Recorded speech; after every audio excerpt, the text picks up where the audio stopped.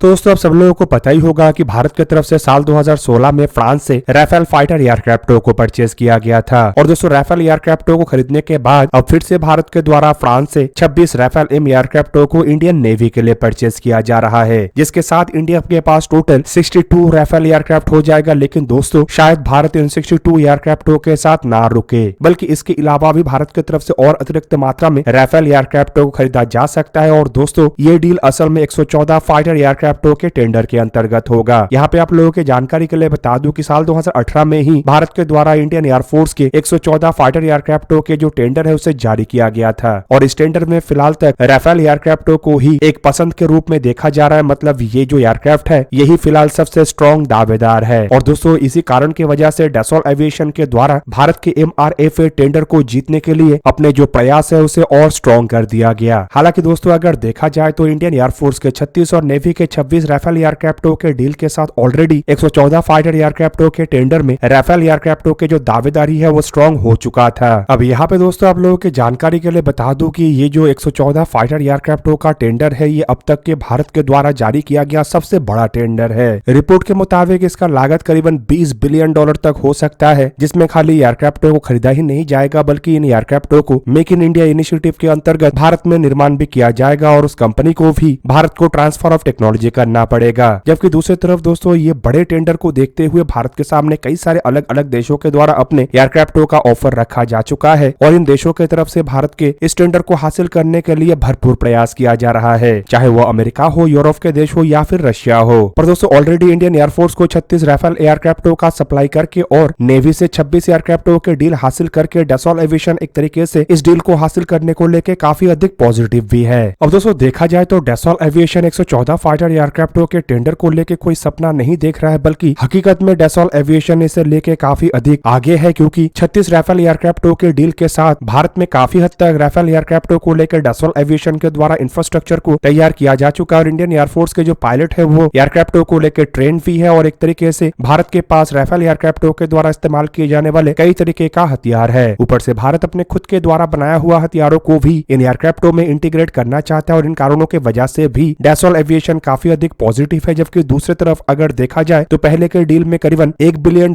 के एक India specific enhancement था, जिसके कारण अगर नेक्स्ट डील होता है तो उसमें इंडिया स्पेसिफिक एनहांसमेंट के लिए भारत को खर्चा नहीं करना पड़ेगा, जिसके कारण से इन एयरक्राफ्टों का जो लागत है वो पहले के मुकाबले में इस बार डील में काफी कम होगा। और दोस्तों राफेल एयरक्राफ्टों को लेकर इंडियन एयरफोर्स भी काफी अधिक खुश है। और दूसरी तरफ अगर देखा जाए तो 114 फाइटर एयरक्राफ्टों के टेंडर को लेकर भी अब तक इंडियन एयरफोर्स की तरफ से जिन बातों को रखा गया है उससे यही लग रहा है कि किसी भी तरीके से इंडियन एयरफोर्स इस टेंडर को रद्द होने नहीं देना चाहता है। और अगर रद्द होता भी है तब भी इंडियन एयरफोर्स के लिए एक दूसरे ऑप्शन के रूप में एडिशनल राफेल एयरक्राफ्ट खरीदना ही रहेगा। और ऐसे में दोस्तों चाहे टेंडर आगे बढ़े और चाहे टेंडर रद्द हो, दोनों मामले में ही डसॉल्ट एविएशन को ही फायदा होगा। हालांकि दोस्तों इसके अलावा 36 राफेल एयरक्राफ्ट इंडियन एयरफोर्स के पास होने के कारण एक तरीके से अगर एडिशनल राफेल एयरक्राफ्टों को इंडियन एयरफोर्स खरीदता है तो इससे जो कॉम्बैट रेडीनेस है वो और बेहतरीन होगा। और बीते कुछ सालों में अगर फ्रांस और भारत के बीच के डिफेंस डीलों को देखा जाए तो इन मामलों में फ्रांस काफी आगे रहने के कारण एक तरीके से यही माना जा रहा है कि आने वाले समय में भारत फ्रांस को ही डील देगा। जबकि दोस्तों अगर देखा जाए तो अमेरिका के हथियारों को लेकर भारत की तरफ से फिलहाल उतना पॉजिटिविटी नहीं दिखाया जा रहा है और रशियन हथियारों को लेकर अगर देखा जाए तो रशियन हथियारों से तो भारत पहले से ही खफा है, क्योंकि इन एयरक्राफ्टों के सर्विसिबिलिटी रेट उतना अच्छा नहीं है जितना कि वेस्टर्न प्लेटफॉर्म का होता है। और दोस्तों रशिया और यूक्रेन के लड़ाई के कारण रशिया के संभावनाएं पहले से ही घट चुका है। बाकी रहा यूरोप के अन्य देशों का एयरक्राफ्ट, तो यहाँ पे डसॉल्ट एविएशन के राफेल एयरक्राफ्टों के सामने यूरोफाइटर टाइफून और स्वीडन के साब ग्राइपिन जैसे एयरक्राफ्ट है। अब दोस्तों ग्राइपिन एयरक्राफ्टों को देखा जाए तो ये कैपेबल एयरक्राफ्ट तो है, लेकिन एक सिंगल इंजन के हल्के वजन के एयरक्राफ्ट होने के कारण इसका जो मुकाबला है ये राफेल एयरक्राफ्टों के साथ कभी नहीं हो सकता। बाकी रहा यूरोफाइटर टाइफून, तो डसॉल्ट एविएशन के राफेल के बाद यूरोफाइटर टाइफून को ही दूसरा सबसे स्ट्रॉन्ग कंटेंडर के रूप में देखा जा रहा है, क्योंकि पिछले बार के टेंडर में भी डसॉल्ट एविएशन के राफेल एयरक्राफ्टों का सामना यूरोफाइटर टाइफून के साथ ही था। और अगर यूरोफाइटर टाइफून किसी एक मामले में राफेल से पीछे है तो वो है इसका प्राइस। हालांकि दोस्तों राफेल एयरक्राफ्टों के सामने एक बड़ी चुनौती के रूप में अमेरिका के F-15EX एयरक्राफ्टों को भी देखा जा रहा है, लेकिन इन एयरक्राफ्टों को अगर देखा जाए तो एक पुराने एयरफ्रेम के बेस पे बने हुए एक नया एयरक्राफ्ट है, जिसमें अमेरिका की तरफ से दावा तो किया जा रहा है कि कई सारे नए टेक्नोलॉजी का इस्तेमाल किया गया है, लेकिन अगर हकीकत को देखा जाए तो पुराने एयरफ्रेम में उतने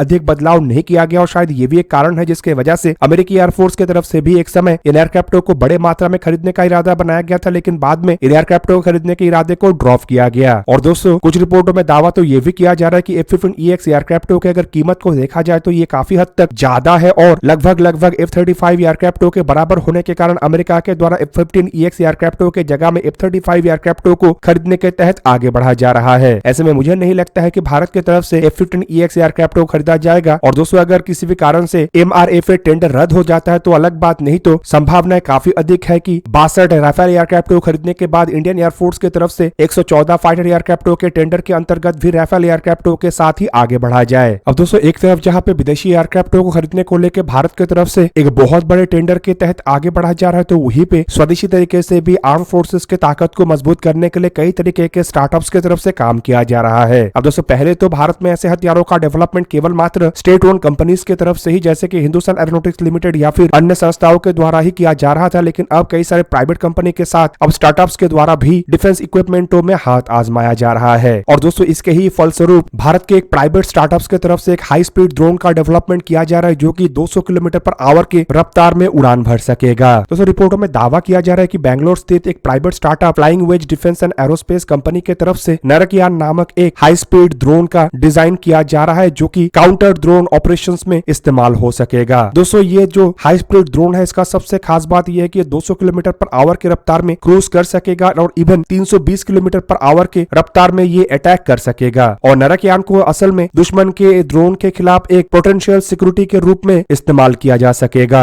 हालांकि दोस्तों कंपनी की तरफ से नरकयान को लेकर ज्यादा कुछ जानकारी पब्लिक डोमेन में अब तक नहीं दिया गया है, लेकिन जिस तरीके से एंटी ड्रोन सिस्टमों का चाहत बढ़ रहा है उसे देखते हुए ही कंपनी की तरफ से इस सिस्टम को डेवलप किया जा रहा है। हालांकि दोस्तों मीडिया में इसके बारे में कुछ जानकारी दिया जा रहा है, जिनमें इसके कुछ की फीचर्स में इसके स्पीड और मैन्युवरेबिलिटी का जिक्र किया गया और आप लोगों को पहले ही बता चुका हूं कि ये 200 किलोमीटर पर आवर के रफ्तार में क्रूज कर सकेगा और 320 किलोमीटर पर आवर के रफ्तार में अटैक कर सकेगा। और इवन दोस्तों काफी हाई एंगल में अटैक करते हुए दुश्मन के ड्रोनों को काफी कम समय के अंदर यह ध्वस्त कर सकेगा। और दोस्तों इसके जो रफ्तार है यही इसका सबसे खास बात होगा, क्योंकि इससे दुश्मन को अपने ड्रोन को बचाने का समय कम मिलेगा। इवन इसके अलावा इसमें एंटी जैमिंग कैपेबिलिटीज होगा, मतलब रिपोर्ट में दावा किया जा रहा है कि ये इलेक्ट्रॉनिक जैमिंग सिस्टम से रेजिस्टेंस होगा, मतलब इसे जैम करना मुश्किल होगा और ये दुश्मन के ड्रोनों के कम्युनिकेशन को डिस्टर्ब करके उसे न्यूट्रलाइज कर सकेगा। इवन दोस्तों दावा ये भी किया जा रहा है कि इसमें AI मतलब आर्टिफिशियल इंटेलिजेंस कैपेबिलिटीज भी होगा और रिपोर्ट में ये भी बताया जा रहा है कि ऑटोनोमसली ये टारगेट को आइडेंटिफाई, ट्रैकिंग और इवन एंगेज कर सकेगा और इसके लिए ग्राउंड से किसी भी तरीके का कोई इनपुट का जरूरत नहीं पड़ेगा, जिससे कि जो रिस्पॉन्स टाइम है वो कम से कम होगा। दोस्तों इसके एंड्योरेंस और रेंज को लेकर बताया जा रहा है कि ये मैक्सिमम 10 मिनट के एंड्योरेंस में या फिर कहे तो 5 kilometre line of site horizon range में काम कर सकेगा। और दोस्तों नरकयान के ये जो रेंज है ये ड्रोन के हिसाब से तो काफी कम है, लेकिन अगर किसी काउंटर ड्रोन सिस्टमों के साथ इसे कंपेयर किया जाए तो ये काफी अधिक है। इवन दोस्तों मीडिया रिपोर्टों के मुताबिक इसका जो वजन है वो भी काफी कम होगा, मतलब करीब करीब 800 ग्राम के आसपास होगा, जो कि काफी कम माना जाता है। जबकि इसके अगर आकार को देखा जाए तो रिपोर्ट के मुताबिक इसका dimension 185 millimetre by 135 millimetre by 80 millimetre का होगा। मतलब दोस्तों आकार में भी ये काफी छोटा, जिससे कि इसे लॉन्च करना भी आसान हो और एमुनिशंस के रूप में ये हथियारों से लैस हो सकेगा ताकि दुश्मन के ड्रोन को न्यूट्रलाइज किया जा सके। अब किस तरीके के हथियार इसमें लगाया जाएगा इसके बारे में तो जानकारी नहीं दिया गया है, लेकिन ऑब्वियसली कोई छोटे हथियार ही होगा जो कि ड्रोनों को केवल मात्र हल्के फुल्के डैमेज करने के लिए ही इस्तेमाल हो। जबकि वहीं पे दोस्तों इसे लेके दावा किया जा रहा है कि ये ट्रूप्स लेवल में इस्तेमाल हो सकेगा, जिससे कि एक तरीके से ड्रोनों को न्यूट्रलाइज करना और आसान होगा। इवन ट्रूप्स लेवल के जो भी सोल्जर्स होते हैं उनके प्रोटेक्शन को भी ड्रोन के खिलाफ इंश्योर किया जा सकेगा। दोस्तों आप लोगों को क्या लगता है कि भारत की तरफ से एंटी ड्रोन सिस्टमों को डेवलप करने को लेकर जिस तरीके से काम किया जा रहा है, क्या ये भारत के जरूरतों को पूरा करने के लिए काफी है या फिर इससे भी आगे बढ़ के काम करना चाहिए? कमेंट करके अपने राय अवश्य दीजिए। दोस्तों आज के इस वीडियो को यही पे ही करते समाप्त। किसी और एक दिन किसी और एक वीडियो में मिलेंगे, तब तक के लिए जय हिंद, वंदे मातरम।